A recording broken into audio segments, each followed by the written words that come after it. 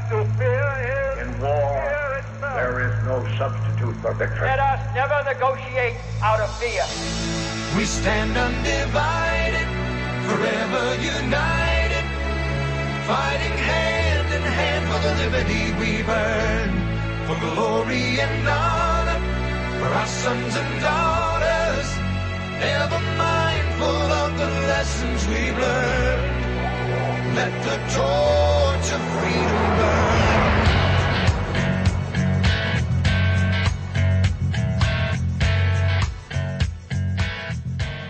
Samuel Adams said, "The liberties of our country and the freedom of our civil constitution are worth defending against all hazards, and it is our duty to defend them against all attacks." You found your way to the intersection of faith and politics. This is WallBuilders Live. Thanks for staying with us. We're here to talk about the Constitution and the Declaration and our founding principles today. It's Foundations of Freedom Thursday. And by the way, if you want more on that particular topic, you can hit our website at wallbuilderslive.com, click on the archive button, and go back into our past Thursdays, several months back. Lots of good material there. And David, our Thursday shows typically have been, we've picked some topics we wanted to cover because of things happening in the news, but really these shows have been driven by the listeners. They've been sending in great questions that have brought up really good constitutional questions. Yeah, they have, and it's kind of fun because you get to get deep in some things that are really relevant to a lot of stuff going on. And I've said this for years with our library and such, is we get calls from, we have the 100,000 documents in that library, and Rick, I don't think we've been through 5% of what we own or possess in there. 5%, that'd be 5,000 books that we've read. That's still a lot of books to read, but that means a whole lot we haven't gotten into. And one of the things I love most is getting calls from congressmen and governors and others saying, "Hey, with all those documents, do you think the founding fathers had a position on this or that or whatever?" And we usually say, "I don't have a clue. Let us check." And then you find, hey, they really did have something. There is nothing new under the sun. And so a lot of the things that we deal with today have been dealt with before, and that's why these questions are really fun. But you get to go back and see how that there really is nothing new under the sun, that all of this has been dealt with before, and the same arguments we hear today are not new arguments. Technology changes, but human nature doesn't change. So it really is fun to get these questions, and today will be no different. All right, well, here's our question for today. It's from Michael Rappa. He says, "I would appreciate if you had a discussion on radio in response to answering the question, quote, are we a Christian nation, unquote. There seems to be a lot of debate over this. What was our founding fathers' intention? Were we ever a Christian nation or a nation simply made up of Christians? Where do you think we stand as a nation now? Thanks for considering my questions." So, great question. David, I know you've written about this, and boy, the founding fathers had a lot to say about this. You mentioned only, getting to about 5% of those 100,000 books, but even there, you get a wealth of information about us being a nation of faith and a, quote, Christian nation. Well, let me ask you a question. Have you ever told anyone we're a Christian nation? Have I ever told anyone we're a Christian nation? Sure. I've said, hey, we're a nation built on Christian principles. We're a Christian nation based on what the founders... All right, well, let me stop you right there, okay, because you have now just ruined your entire career. I cannot tell you how bad you've damaged yourself. I'm sitting here, and I pulled some of these together. These are columnists: Michelle Goldberg, Alan Combs, Bill Moyers, Maureen Dowd, Frank Rich, Paul Krugman, Catherine Eureka, Gary Wills, and a whole bunch of others. If you say that America is a Christian nation, here's what they say about you. These are some of the adjectives they use to describe you, Rick Green, because you said America's a Christian nation. I'm ready. You're a religious extremist. You're a bigot. You're a homegrown Ayatollah. You're part of the American Taliban. You're a segregationist. You're a Christian jihadist. You're on the febrile fringe. You're a theocrat. And by the way, here's some longer explanations they've given of you. You're a Christian fascist. You're part of the new militant Christianity that advocates the death penalty for a host of moral crimes, including apostasy, blasphemy, sodomy, and witchcraft. I bet you didn't know you believed that, did you? Now I know who's been making all those Facebook comments on my public figure page, though. Those people you just named, because that's what exactly. That's what I've been That's right. Okay, I got you. Yeah. And because you said we're a Christian nation, they also accuse you of moving us one step closer to the theocracy on the Muslim Brotherhood model. Man, I didn't know you were that close to the Muslim Brotherhood. So because we say that we're a Christian nation, they immediately say that means you want a theocracy, that you want the death penalty for all this stuff in the Old Testament. Now wait a minute. I'm not done yet. Oh. I've got some more names to call you. Oh, okay. Go ahead. As it turns out, Rick, you're a student of Machiavelli, And your followers include Mussolini, Hitler, Lenin, and Stalin. Or actually, you're in the group whose followers include Mussolini, Hitler, Lenin, and Stalin.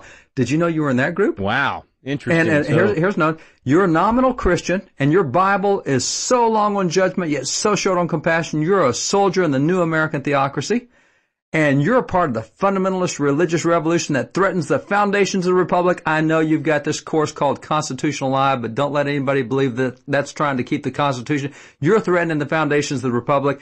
I have learned a lot about myself on today's program. Oh, that's what I always find. I didn't know so much about myself until I read the news articles they put out about me. I didn't know I believed so many things. It's quite amazing. But that's the first thing. So this is why this is a debate, because this obviously is talked about a lot. Otherwise, you wouldn't have this many articles out there attacking it. Now, yeah, and it reminds us that words mean things and that they should be defined carefully. And because these folks are able to twist it into something that we've never meant, and certainly the Founding Fathers never meant. Now, just in your record, and I can, we can go through scores and scores of these articles like I just read. Do you recall any national article that favorably said America was a Christian nation? No, definitely not. All right. So the media, not in my lifetime anyway. That's right. So the media and these loudmouths and these national columnists are out there and beating the dickens out of those who say that. And so with that, what percentage of Americans now in polling, current polling, would say that America is a Christian nation? We're going to leave that one in suspense, David, because I got to take a quick break. When we come back, we'll find out. What percent? And the question was, what percentage of Americans, say that again now, that believe that we're a Christian nation? What percentage of Americans currently, right now, believe that America is a Christian nation? All right, folks, think about it. We'll be back in a moment to get the answer here on WallBuilders Live. President Thomas Jefferson said, "I know no safe depository of the ultimate powers of the society, but the people themselves. And if we think them not enlightened enough to exercise their control with a wholesome discretion, the remedy is not to take it from them, but to inform their discretion by education. This is the true corrective of abuses of constitutional power."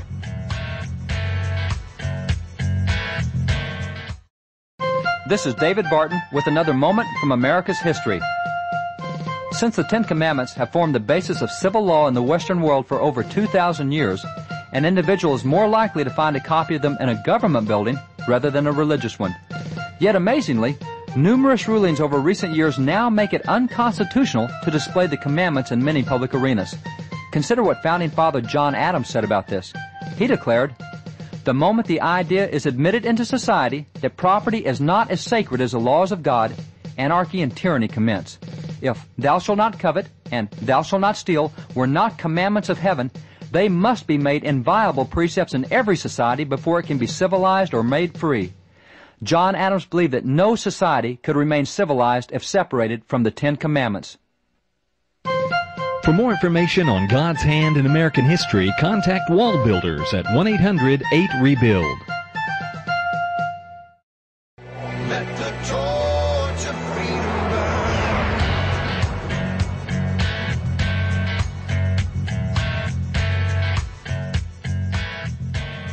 George Washington. The Constitution approaches nearer to perfection than any other government hitherto instituted among men.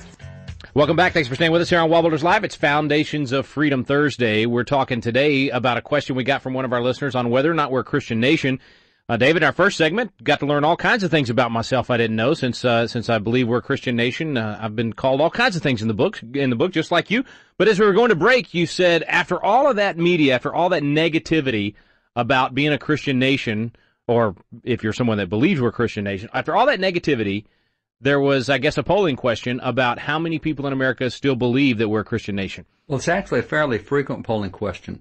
And it is now that the numbers have now plummeted as a result of this negativity. They plummeted, and you know what level they are now?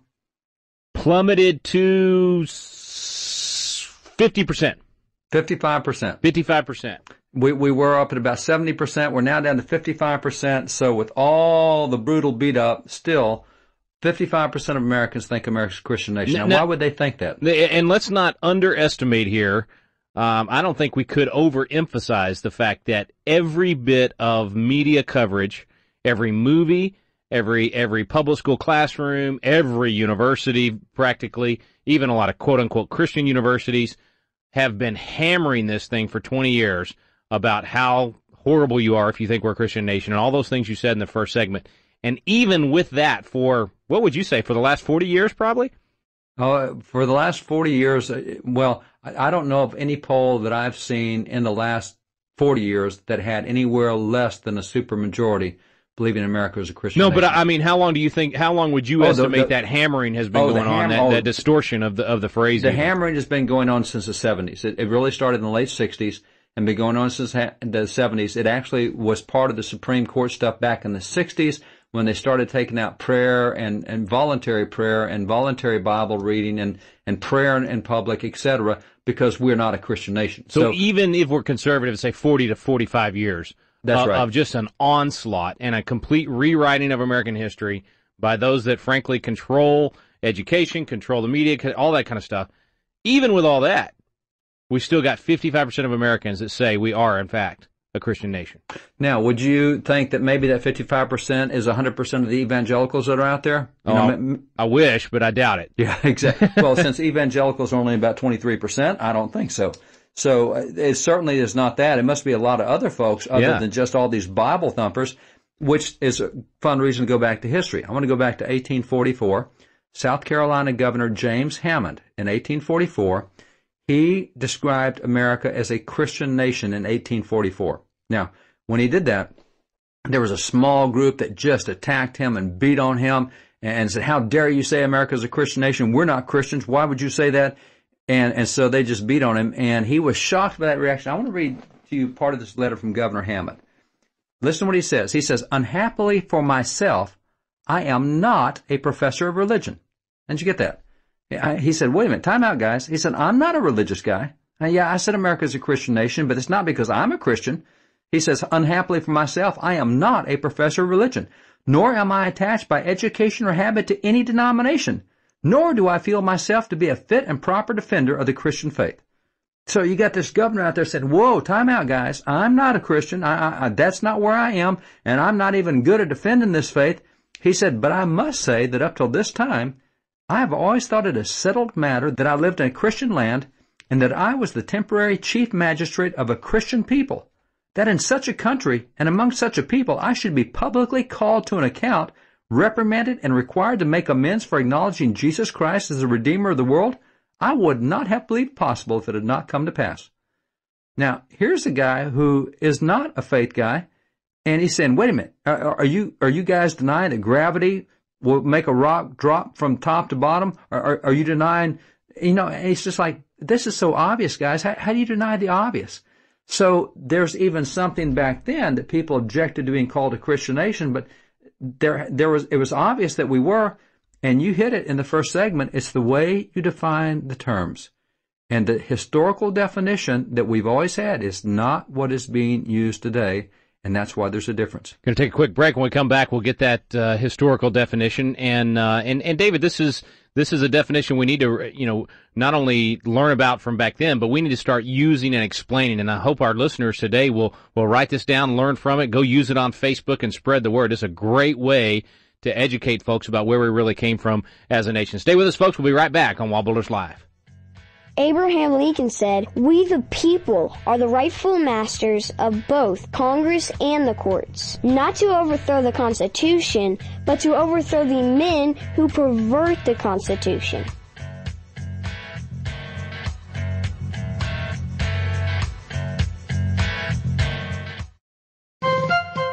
This is David Barton with another moment from America's history. Shortly after the American Revolution, America had become the envy of the world. It still remains a wonder of the modern world as 219 years later, America has become the longest ongoing constitutional republic in the history of the world. What was the foundation upon which our founding fathers established this great nation? According to John Adams, the foundation was Christianity. John Adams declared, "The general principles on which the fathers achieved independence were the general principles of Christianity. Now I will avow that I then believed, and now believe, that those general principles of Christianity are as eternal and immutable as the existence and attributes of God." According to founding father John Adams, it was the principles of Christianity which formed the foundation for American government. For more information on God's hand in American history, contact WallBuilders at 1-800-8-REBUILD. let the torch of freedom burn.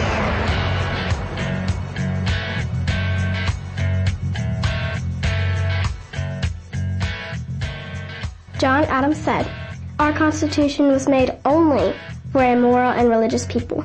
It is wholly inadequate to the government of any other."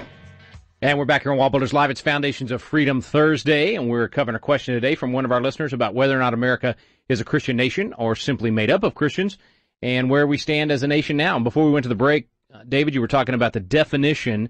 What do those words actually mean, a Christian nation, and what did they mean historically?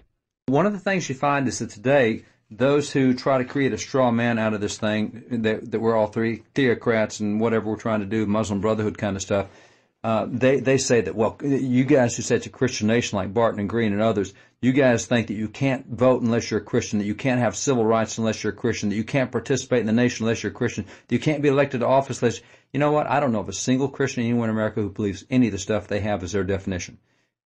And if that's their definition, then how do you explain the fact that 300 courts have called America a Christian nation? I don't think the courts are quite taken over by the radical religious right. And they're calling it a Christian nation all the way up in the 90s. So how is it that 300 courts have done this? How is it that so many founding fathers, including Jefferson, called us a Christian nation? Who's going to argue that Jefferson's part of the radical religious right? He called us a Christian nation. There has to be a definition different than what these guys are throwing around today.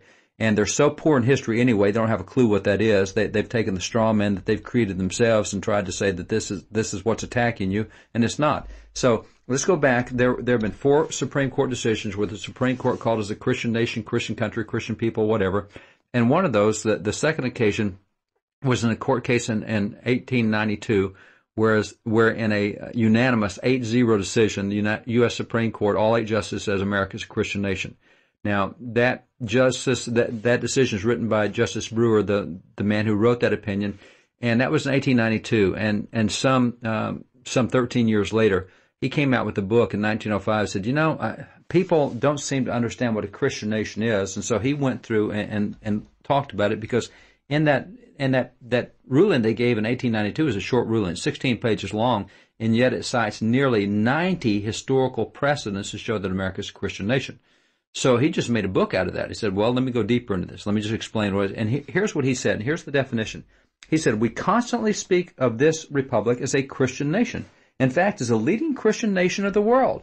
He said, in what sense can it be called a Christian nation? He said, not in the sense that Christianity is the established religion, or that the people are in any manner compelled to support it. Now, see, that's where the radical left is. They said, that's what we want. He said, that's not the definition. I don't know of anyone who wants the government supporting Christianity and causing everybody to bow down to Christianity. And if you don't pray in the name of Christ, you'll be thrown in. Nobody believes that. He continues, neither is this a Christian nation in the sense that all of its citizens are either in fact or name Christians. He says, on the contrary, all religions have free scope within our borders. Now remember, he said this is a Christian nation, the greatest in the world. He said all religions have free scope within our borders. Numbers of our people profess other religions, and many reject all religions. Nor is it Christian in the sense that a profession of Christianity is a condition of holding office or essential to recognition either politically or socially. And that's, of course, what the critics claim is true. And he says, no, it's not true. He said, nevertheless, we constantly speak of this republic as a Christian nation. In fact, as the leading Christian nation of the world. He said, America is most justly called a Christian nation, and here's the definition. America is most justly called a Christian nation because Christianity has so largely shaped and molded it. That's your definition of a Christian nation, a nation whose institutions and culture and beliefs have been shaped by Christianity. You doubt that? Grab the Founders Bible that has all the Founders' writings in them that we've collected for years, and you'll find that Benjamin Franklin started healthcare on the basis of Luke 10:35, teaching by Jesus. If you look in that Bible, you'll find that the father of oceanography, great scientist, used the Bible as the basis of what he did in oceanography. If you want to look at government, 7 forms of government, you'll specifically find that John Adams and Noah Webster and so many others chose a Republican form of government out of 3 specific Bible verses. If you look at our economic system, a free market system, you'll see that they point to 5 Bible verses on why we have this. Christianity shaped and molded our institutions. There's no way around that. That's historical fact. That's what it takes to be a Christian nation. Are our institutions shaped and molded by Christianity? You bet they are. America is a Christian nation by that definition. So we're not saying with Christian nation that means you have to be a Christian to be in the nation. We're not saying that if we force people to be Christians at all. we're saying exactly the opposite, that because we're a Christian nation, anybody of any faith can be here, but it is Christianity that shaped and molded it. That's a great way to put it. Shaped and molded the thinking at the time, influenced the founding documents, all those things. We got to take a quick break, Dave. We'll come back with more here on Foundations of Freedom Thursday on WallBuilders Live. Thomas Jefferson said, "The Constitution of most of our states and of the United States assert that all power is inherent in the people, that they may exercise it by themselves, that it is their right and duty to be at all times armed, that they are entitled to freedom of person, freedom of religion, freedom of property, and freedom of press."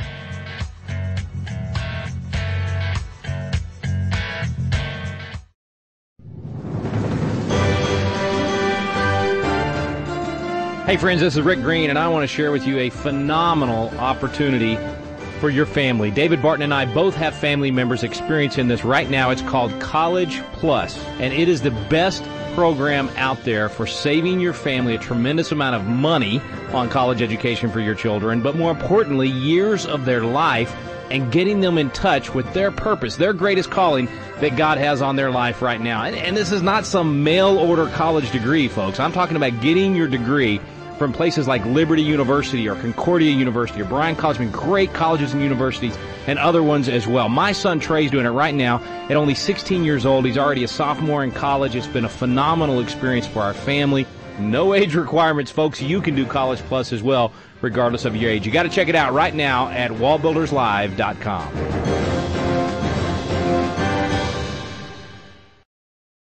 Let the torch of freedom burn.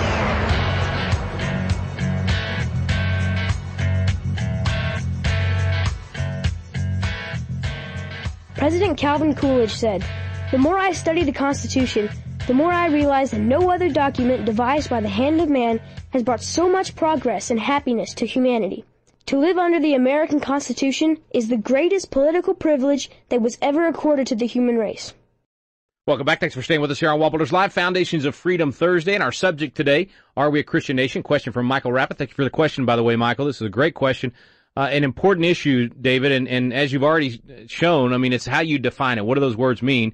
And if we define it based on what the founders talked about and what history shows us, you said in the previous segment, it means that Christianity has simply shaped and molded the nation, which is obviously true. And the other thing about Christianity, particularly period 3 Christianity, we talked in previous programs, that means post-Reformation, when we got the government from running Christianity, got the government out of it and let it go back to free choice, then it's non-coercive. And we invite all sorts of religions to be here and be part of America. We want them to be here. And that's why so many religions have found freedom here in other nations where they have not in other nations. Let me just go through a list of Jewish leaders and Jewish friends and what they say. Now, these are not the folks you would expect to be calling America a Christian nation, but they obviously recognize the historical truth. They don't read the propaganda from the leftists who redefine things in their own way. But here's Jeff Jacoby. He's a columnist for the Boston Globe. He is a Jewish man. He says, "This is a Christian country. It was founded by Christians and built on broad Christian principles." He said, "Threatening?" He said, "Far from it. It is in precisely this Christian country that Jews have known the most peaceful, prosperous, and successful existence in their long history." Then you have Aaron Zellman. He's a Jewish author. He really has a civil rights organization, Jewish man who has a civil rights organization. And he says, "Christian America is the best home our people have found in 2,000 years. This remains the most tolerant, prosperous, and safest home we could be blessed with." And then you have Don Federer. He's a columnist for the Boston Herald. He is a Jewish columnist. And he says clearly, and by the way, he's not a Jewish columnist. He's a Jewish writer who is a columnist. He says clearly this nation was established by Christians. He says, "As a Jew, I'm entirely comfortable with the concept of Christian America." Then you have Michael Medved, the columnist and the talk show host, also Jewish. He said the founders' noble and unprecedented experiment never involved a religion-free or faithless state, but did indeed presuppose America's unequivocal identity as a Christian nation. And then you have Bert Perlusky, who's a columnist. He's a Hollywood scriptwriter, done a lot of big movies. He said America is a Christian nation. And in case you find that designation objectionable, would you deny that India is a Hindu country, that Turkey is Muslim, that Poland is Catholic? That doesn't mean those nations are theocracies. He says, this is a Christian nation, my friends, and all of us are fortunate it is one, and that so many millions of Americans have seen fit to live up to the highest precepts of their religion. And then you have Dennis Prager, who's also a columnist and national talk show host, another Jewish leader. He said, "I believe it's a good thing that America is a Christian nation." He said, too many Americans do not appreciate the connection between American greatness and American Christianity. Did you hear that? Wow. A Jewish leader saying, guys, don't you understand your greatness comes from Christianity? And then you've got our friend Rabbi Daniel Lapin. He says, I understand that I live in a Christian nation. Without a vibrant and vital Christianity, America is doomed, and without America, the West is doomed. Did you get that? A Jewish rabbi saying, come on, Christians, get backbone. He says, which is why I, an Orthodox Jewish rabbi devoted to Jewish survival, the Torah, and Israel, am so terrified of American Christianity caving in. He said, God help Jews if America ever becomes a post-Christian society. Just think of Europe. Now, are all those writers going to call all these Jewish guys a bunch of theocrats, a bunch of feeble friends, a bunch of Muslim Brotherhood supporters? See, that's why it's so stupid, the way they go at it. But if you don't know the definition of history, and obviously our Jewish friends do know it, then you get a different look at it than what you get from Alan Colmes and so many others on the other side. Great question from Michael Rappa. We appreciate it. Not only is it important for us to know what it means to be a Christian nation, but man, I think you said it was Jeff Jacoby that said, or which one was it you said that our greatness comes from the fact that Dennis Prager. Our greatness comes from that Christianity. So not only are we a Christian nation, it's the secret sauce. It's what made America so great in the first place. Thanks so much for joining us today. You've been listening to Foundations of Freedom Thursday here on WallBuilders Live. Thomas Jefferson said, in questions of power, then let no more be heard of confidence in man, but bind him down for mischief by the chains of the Constitution. We stand undivided.